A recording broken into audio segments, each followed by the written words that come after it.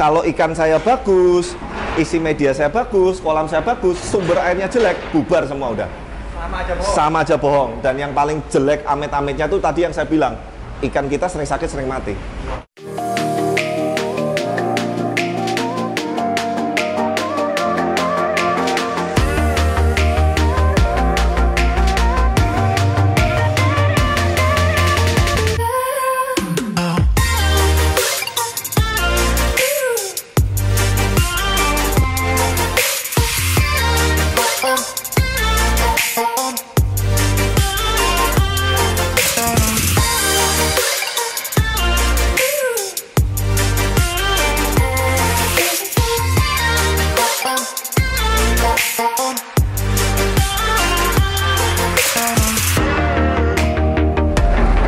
Oke, halo, selamat sore ya, menjelang sore ini.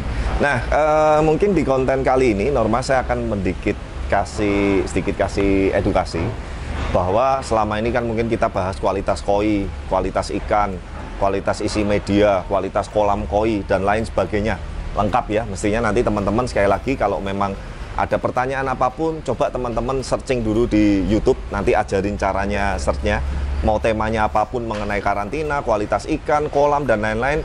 Jadi mohon maaf, ya sekali lagi mohon maaf teman-teman, saya bukan konsultan ya. Jadi saya bukan konsultan, apalagi dokter ikan. Terkadang maaf banget Norma, sering masuk WA ada pertanyaan-pertanyaan ini seperti kayak saya 24 jam suruh standby jawabin semua satu-satu.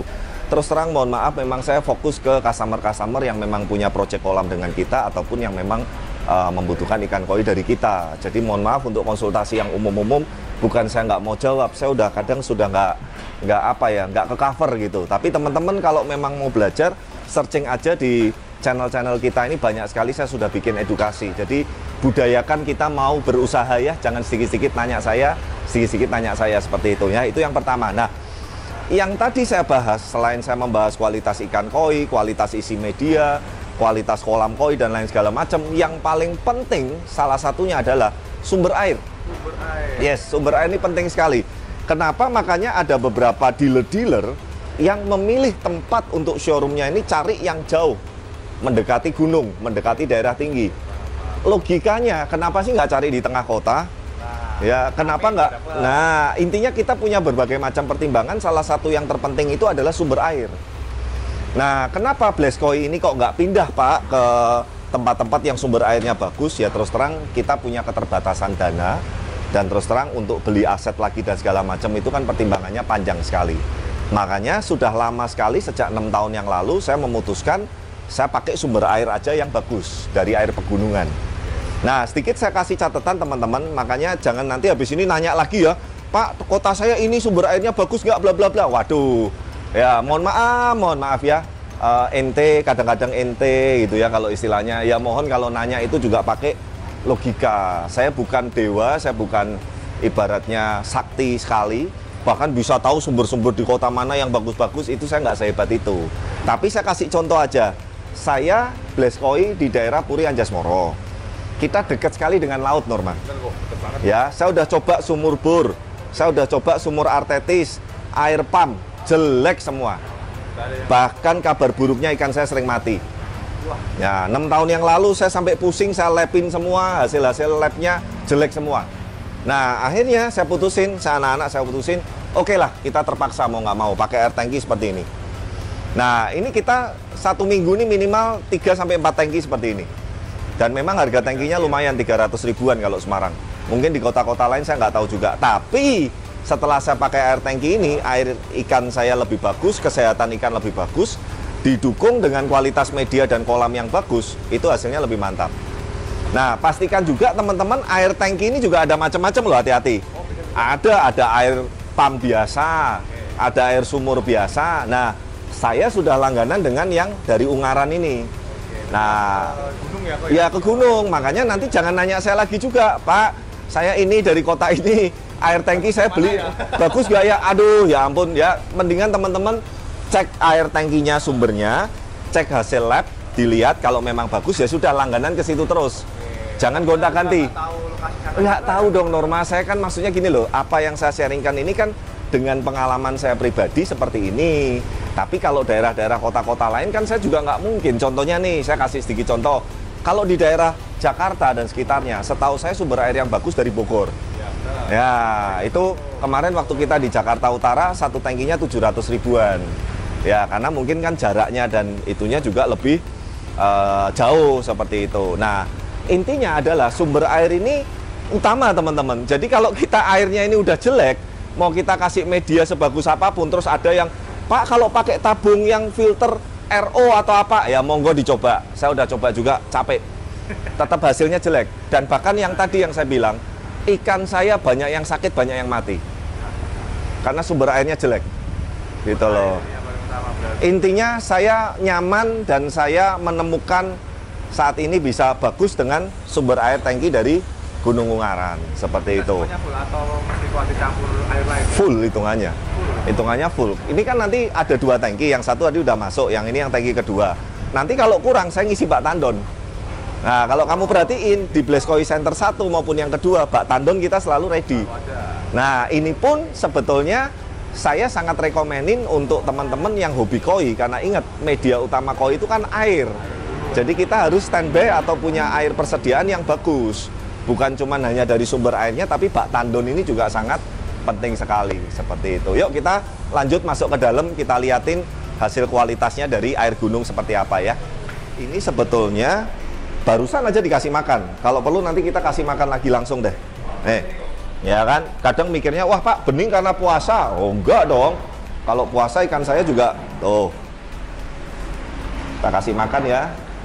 Nah ini airnya ini hampir saya bilang bisa bagus begini ya karena air gunung tadi. Selain isi media yang bagus, sistem kolam yang benar, dan pemilihan ikan yang bagus. Tapi yang tadi saya maksud itu, kalau ikan saya bagus, isi media saya bagus, kolam saya bagus, sumber airnya jelek, bubar semua udah. Sama aja bohong. Sama aja bohong. Dan yang paling jelek amit-amitnya tuh tadi yang saya bilang, ikan kita sering sakit, sering mati. Bingung saya, padahal waktu itu nggak ada ikan baru masuk, nggak ada apa-apa. Saya cek ke chamber filter masih bersih, ternyata sumber airnya bermasalah. Nah, jadi itu satu poin yang perlu dicatat teman-teman. Mungkin teman-teman yang mengalami case serupa dengan saya beberapa tahun yang lalu, coba cek sumber airnya. Gitu loh. Terus nanti jangan ada yang komen, Pak saya pakai air pump saya bagus. Lah itu nggak tahu. Pump di kamu dengan pump di saya juga beda gitu loh. Air sumur di tempat teman-teman dengan di Bles juga beda. Tapi intinya di daerah Punci Ajas Moro, Semarang Barat, di daerah Bles, jelek, udah. Saya ngomong apa adanya gitu loh, daripada kita berlama-lama. Yuk kita cek juga yang di sini nih. Dan saya sukanya, nggak tahu kenapa, setiap saya refill air tangki gunung, ikan itu jadi lebih agresif, giras-giras tuh. Ya, tuh ya. Nanti kita shoot ya, yang sana kan habis dikasih makan. Ada nggak kotoran-kotorannya atau jelek atau apa gitu ya. Tuh, jadi intinya adalah sumber air gunung atau sumber air itu penting sekali Norma. Ya, jadi jangan kita cuman memperhatikan kualitas ikan, isi media, kualitas spek kolam, tapi sumber airnya jelek. Itu bisa jadi masalah itu jangka panjang gitu. Yo, tuh lihat mah. Nih kamu shoot. Tetap celing kan? Ya. Nah, kolam yang bener ini seperti ini teman-teman, sehabis makan, kotoran melayang, kotoran yang jelek, kotoran-kotoran yang mengganggu pemandangan itu nggak ada. Harus bisa langsung tersedot skimmer yang atas. Tuh ada 2 skimmernya. Nah kemudian bottom drainnya di bawah kita ada 3, karena ini kolamnya 8 meter panjangnya. Tuh, yang bulat-bulat itu bottom drain. Nah kemudian pengaturan arusnya juga penting sekali, sehingga kotoran-kotoran itu nggak sempet ibaratnya mengendap atau bertaburan di kolam dalam jangka waktu yang lama. Dan itu juga bisa bikin amoniak juga ya? Pasti dong, kasarannya gini, koi ini saya kasih tahu ya teman-teman, terkadang itu ada beberapa karakter koi itu yang nakal Norma. Jadi dia nggak cuman makan, ya contohnya dia nggak cuman hanya makan ikan koi atau lumut, kotoran tuh kadang dimakan lagi. Karena kotorannya nggak terserap-serap di skimmer atau di bottom drain. Nah, penyakit yang biasanya sering muncul itu biasanya masalah parasit, dan yang kedua masalah yang namanya penyakit yang namanya dropsy. Ya, dropsy itu yang sisik nanas mekar. Nah, itu biasanya kotoran-kotoran. Nah tuh, lihat tuh. Yuk kita kasih lagi ya, biar teman-teman bisa lihat. Cus.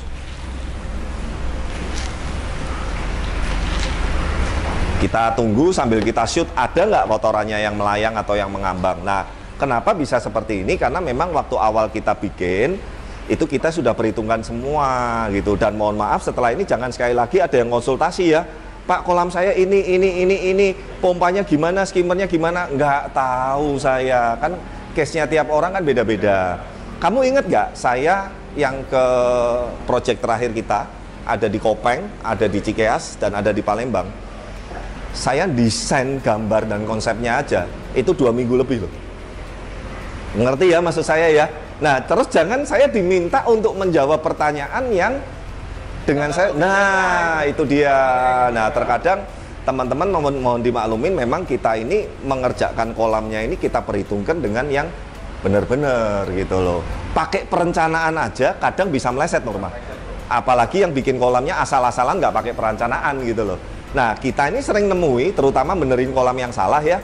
Saya nanya, Pak ini kolamnya gambar kerjanya yang lama gimana? Bagannya, strukturnya gimana? Sirkulasinya gimana? Jawabannya yang punya apa? Nggak ada. Lah terus saya tanya, loh berarti yang dulu buat kolam itu bikinnya langsung jalan aja nggak pakai perencanaan? Iya Pak, lah itu dia.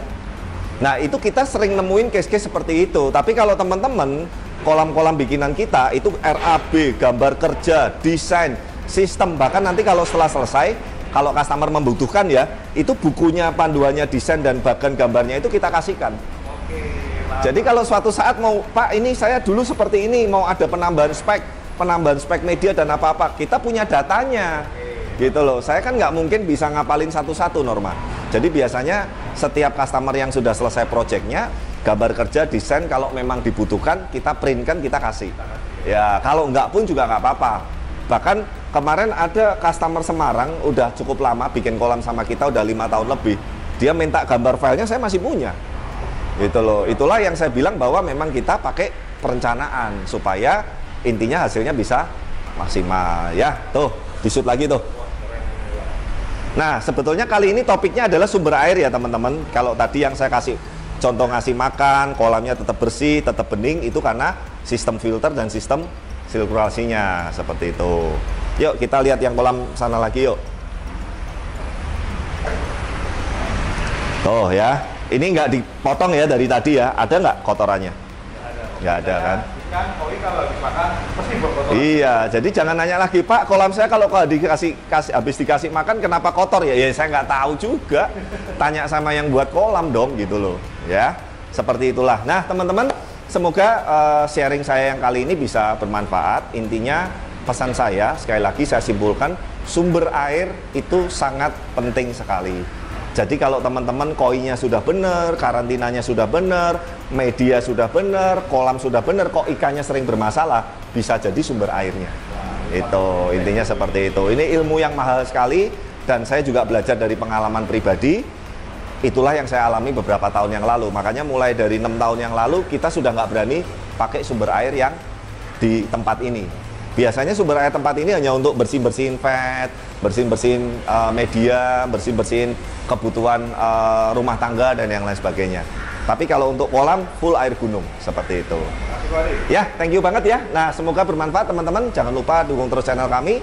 Semoga bisa terus berkembang dan bermanfaat. Jangan lupa like, comment, subscribe dan sampai ketemu di video-video berikutnya. Bye bye.